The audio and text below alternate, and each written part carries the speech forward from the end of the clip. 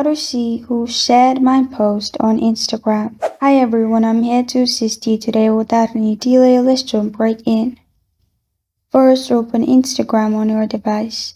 Then click on your profile at the bottom right corner of your screen. Then click on the post you want to see who shared. After you click on the post, you'll find this kind of screen. Click on the three dots at the top right corner of your screen.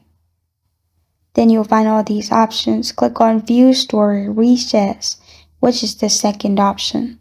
After you click on it, you'll find all the current public reshare of your post in here. You can simply click on it and view one by one. And this is how to see who shared my post on Instagram. Thank you for joining me today. If this video helps you out, please leave a like and subscribe for more.